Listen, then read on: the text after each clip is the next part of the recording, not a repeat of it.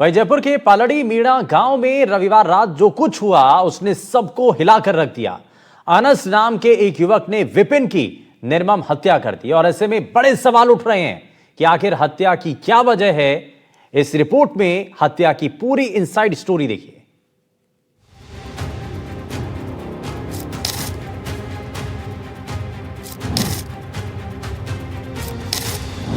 पहले कंधे पर रखा हाथ,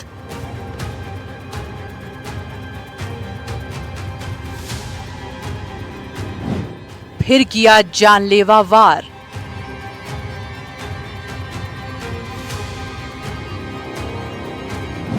चौदह बार शरीर पर किया वार।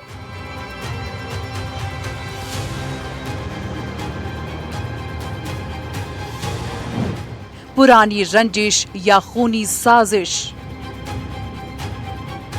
चंद सेकंड पहले जो शख्स कंधे पर हाथ रखकर विपिन को ले गया था वो ऐसा हैवान बन जाता है कि एक बार नहीं, दो बार नहीं, बल्कि बार बार लगातार 14 बार चाकू से गोद कर उसे मौत की नींद सुला देता है। आखिर माजरा है क्या? क्यों अनस ने विपिन को मौत के घाट उतारा? सबका यही सवाल है, तो इसका जवाब इनकी जुबानी सुन लीजिए। दोनों ही गलत नहीं थे, ना तो हमें गलत कभी इसने बोला ना कभी हमें गलत उसने बोला।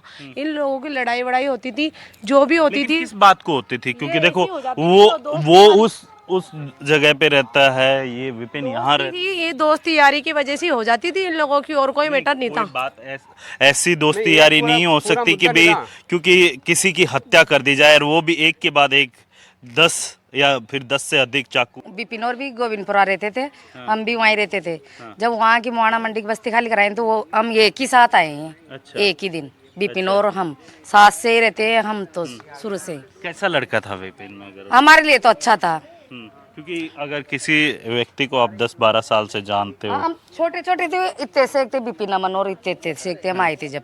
अच्छा। हमारे सामने बड़ा हुआ है वो, तो हमसे तो आज दिन तक उसने तू भी नहीं की, ना कभी गंदा शब्द हमारे सामने, हमारे बच्चों की तरह रहता था वो। हमसे कभी भी गलत शब्द नहीं बोला, न उसके पापा ने बोला ना उसकी मम्मी ने बोला। उनके पापा मम्मी कुछ भी हमारे आदमी से बोलती थी, ना सिर्फ हमारे तार छूट गए, बच्चे छोटे थे तो हम हमारे आदमी सब उनके काम करते थे। आंटी जी ले तुम्हारे टीवी का तार छूट गया, लाइट लगाए ले, वो करे, हर काम करते थे, कभी मना नहीं करते थे आंटी जी क्या कह रहे क्या नहीं। दबी जुबान में ही सही, लेकिन विपिन हत्याकांड की असल वजह सुन लिया आपने।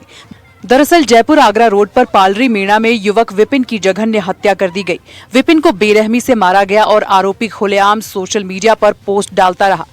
कन्हैयालाल हत्याकांड की तर्ज पर आरोपी ने हत्या करने के बाद कबूलनामे का पोस्ट डाला, लेकिन अभी भी सबसे बड़ा सवाल यही बना रहा कि आखिर ऐसा क्या हुआ जिससे अनस ने 14 बार चाकुओं से गोद कर विपिन की हत्या कर दी।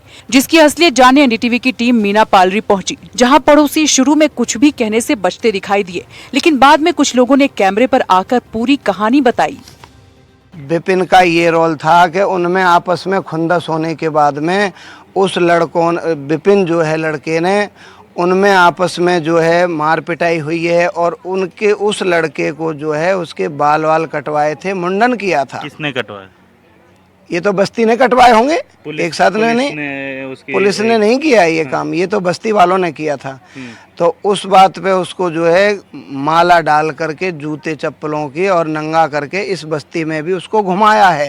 उसकी बहन के यहाँ से उस लड़के को उठा ले गया है कि चल थोड़ा काम है तुझसे, तो वो लेके चला गया, सीधे सीधे चला गया। ये 9:15 बजे की बात थी। तो उस टाइम जो है उस लड़के को जब गले में हाथ डाल के ले गया तो उसको 10-15 बार चाकुओं से वार किया है। परिवार की व्यथा तो सुन लिया आपने, लेकिन विपिन की हत्या की पटकथा 2 साल पहले लिखी जा चुकी थी और अनस लगातार उसे रास्ते से हटाने का मौका ढूंढ रहा था। इसकी 5 बड़ी वजहें ये थी। विपिन की मां की बकरी गलती से अनस के घर में चली गई। अनस की बहन ज़ेबा ने विपिन की मां को थप्पड़ मारा, जिससे परिवारों के बीच रंजिश शुरू हो गई। अनस विपिन की बहन के घर के ऊपर बने जेडीए क्वार्टर में एक महिला मित्र को लेकर आया। विपिन ने इसका विरोध किया। 1 साल पहले कॉलोनी में दंगा भड़काने के आरोप में अनस को जूतों की माला पहनाकर परेड कराई गई। अनस ने इसका जिम्मेदार विपिन को माना। विपिन 15 साल से जिस किराना स्टोर पर काम करता था, वहां अनस ने एक बार मारपीट की। विपिन ने इसका विरोध किया। अनस कॉलोनी की महिलाओं से छेड़छाड़ करता था। विपिन इसका विरोध करता था। जन्माष्टमी पर विवाद हुआ और कॉलोनी में कर्फ्यू लग गया। अनस खान लगातार ऐसे आपराधिक प्रकरण दोहराता रहा। पुलिस रिकॉर्ड में अनस खान एक हिस्ट्री शीटर बन गया था। उसके खिलाफ पहले से कई मामले दर्ज हैं, जिससे मोहल्ले में उसका इतना खौफ था कि कोई खुलकर उसके खिलाफ बोलने को तैयार नहीं होता। इसलिए जब हमारी टीम अनस के घर पहुंची तो वहां अधिकतर लोग चुप रहे, लेकिन कुछ महिलाओं ने हिम्मत दिखाई और हत्याकांड की कहानी बताई। वो 1-1.5 साल पहले कुछ घटना हो गई थी इस मोहल्ले में, बच्चियों को लेकर, लड़कियों को लेकर उसने किसी से छेड़खानी कर दी होगी। तो जिस बच्चे का अनस ने छेड़खानी करी होगी, तो विपिन ने उसको देखकर उसका ऑब्जेक्शन लिया। उसने बात करी कि भाई आप यहाँ पे मोहल्ले के आदमी हो, आप ऐसे मत करो। तो लड़ाई झगड़ा हो गया होगा इस बात के पीछे, तो उनके घर में हाथ पैर चल गए होंगे, उन्होंने उनको मारा होगा, उन्होंने उनके मारा होगा। तो फिर पुलिस वालों ने उनकी बात सुनी थी और उसको जेल में भी बंद करा दिया था। लेकिन उसके बाद वो यहाँ पे बोल के गया था कि मैं बदला लेके रहूँगा। 1 साल यहाँ पे रहा है। उसके बाद जब अभी 2-3 महीना पहले गया है तो वो बोल के गया मतलब बदला लेके रहूँगा, और उसने बदला ले लिया। और उसी के चलते उसने ये जी। फिलहाल लोगों के विरोध और बवाल के बाद पुलिस नींद से जागी और अनस को सलाखों के पीछे भेज दिया। लेकिन विपिन हत्याकांड बड़े सवाल खड़े करता है पुलिस या सिस्टम पर, जो अनस जैसे अपराधियों को पनपने देता। यहाँ पर रहती है और यहाँ पर विपिन का जो है रेगुलर आना जाना रहता था। और उसके चलते जब रविवार की देर शाम जब वो खाना खाकर यहाँ पर अपनी सिस्टर के यहाँ पर आ रहा था, उसी दरमियान जो है अनस नाम के शख्स ने जो है विपिन को यहाँ पर ले जाकर जो है उसकी चाकुओं से गोद कर हत्या कर दी। और करने वाली इस पिकअप गाड़ी पर चट्टानें गिरी और ये हादसा हो गया। इस हादसे में एक शख्स की मौत हो गई जबकि एक घायल है। पूरे हिमाचल प्रदेश में 22 और 23 जुलाई को भारी बारिश का ऑरेंज अलर्ट जारी किया गया है। मौसम विभाग ने पर्यटकों के साथ साथ स्थानीय लोगों को नदी नालों के पास न जाने की सलाह दी है। उत्तराखंड के चमोली जिले में बारिश की वजह से हालात बेहद खराब है। भूस्खलन की वजह से सड़कें बंद पड़ी हैं। ऐसे में निर्वाचन कर्मचारियों को पोलिंग स्टेशन जाने के लिए नदी नाले पार करने पड़े। 7 किलोमीटर पैदल चलकर ये सभी डुमक गांव पहुंचे।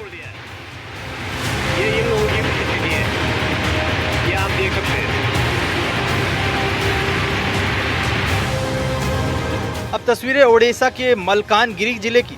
यहाँ जोरदार बारिश से हालात इतने बिगड़ गए हैं कि पूरा अस्पताल ही पानी में डूब गया। मरीजों की जान पर बनाई। पूरे अस्पताल में घुटनों तक पानी है। ड्रेसिंग रूम पूरा पैकेज है। जरूरी दवाइयाँ, बेड और इलाज से जुड़ा सामान सब पानी में भीग गया।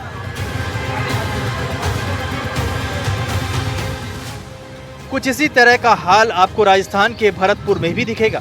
यहाँ अस्पताल के चारों तरफ बारिश का पानी भरा है। छत से वार्डों में पानी टपक रहा है। अस्पताल की पुरानी बिल्डिंग खंडहर हो चुकी है। नई बिल्डिंग की छत भी टपक रही है। ऐसे में यहाँ आने वाले मरीजों में भी डर बना हुआ है कि कहीं इस अस्पताल की इमारत ढह न जाए। राजस्थान के बलोत्रा जिले में लूनी नदी का बहाव काफी तेज हो गया है। इस बीच यहाँ एक बस चालक ने बहते पानी से बस को पार करने की कोशिश की, लेकिन बस बीच में ही फंस गई।